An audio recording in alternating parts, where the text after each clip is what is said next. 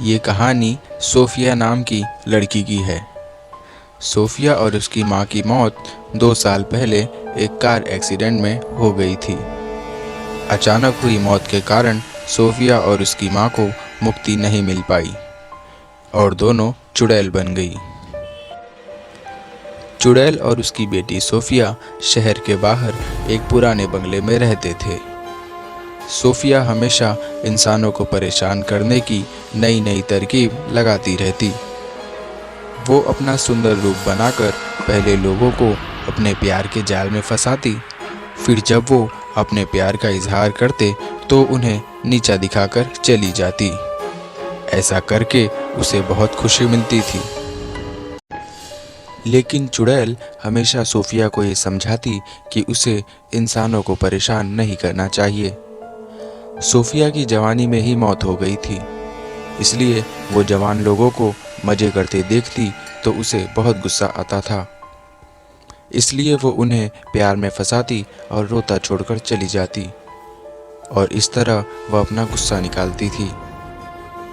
चुड़ैल सोफिया को ये समझाती रहती कि तुम ये जो कर रही हो इसका अंजाम बहुत बुरा होगा। तो सोफिया उसे हंसते हुए कहती कि मेरी मौत से बुरा और क्या हो सकता है।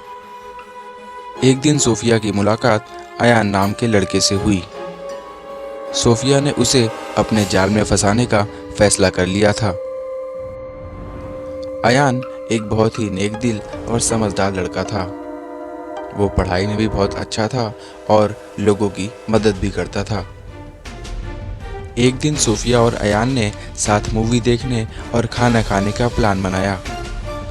वो दोनों थिएटर में पहुंचे और मूवी देखने लगे। अचानक उनके बगल में बैठे एक बूढ़े आदमी के सीने में दर्द होने लगा। अयान समझ गया कि यह हार्ट अटैक भी हो सकता है। उसने तुरंत ही मोबाइल निकाला और एम्बुलेंस को कॉल किया और उनके साथ खुद भी हॉस्पिटल गया। अच्छा हुआ जो तुमने सही समय पर कॉल कर दिया। अगर थोड़ी देर और हो जाती तो इनकी जान बचाना मुश्किल हो जाता। अयान इसी तरह सबकी मदद करता था। अयान के साथ रहना सोफिया को भी अच्छा लगने लगा। पहली बार सोफिया किसी के साथ खुश थी। अयान और सोफिया अब अच्छे दोस्त बन चुके थे। वो साथ साथ रेस्टोरेंट में जाते, गार्डन में जाते और मूवीज भी देखते थे और बहुत मजे करते थे। ये सब कुछ चुड़ैल को पता था। तो तुम्हें नया शिकार मिल गया है। उसका दिल कब तोड़ रही हो? चुड़ैल की बात सुनकर सोफिया सोच में पड़ गई कि उसने अब तक अयान के साथ कुछ गलत क्यों नहीं किया। समय बीतने के साथ सोफिया को यह एहसास हुआ कि वो अयान को पसंद करने लगी है। उसे अयान के साथ वक्त बिताना अच्छा लगता था।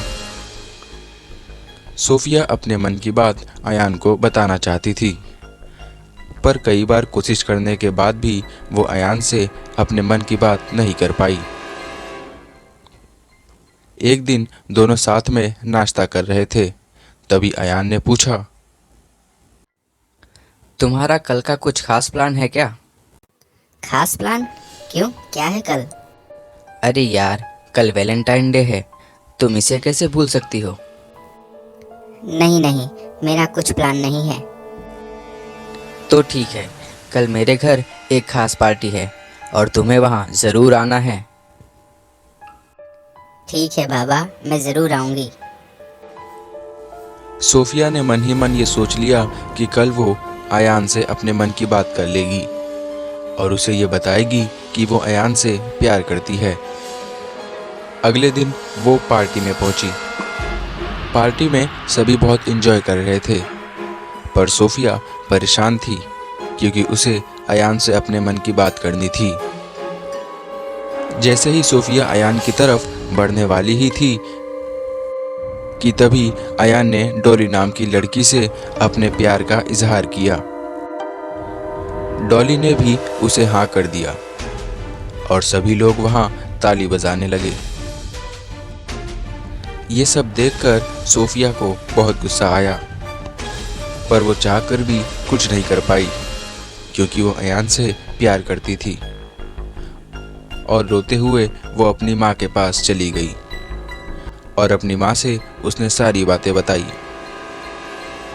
मैंने तुमसे कहा था कि किसी के दिल के साथ खेलना बहुत गलत बात होती है। तुम्हें इसी की सज़ा मिली है।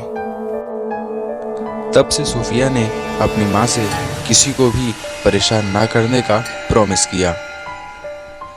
इस तरह सोफिया का भी दिल टूटा, जैसे वो दूसरों के साथ करती थी।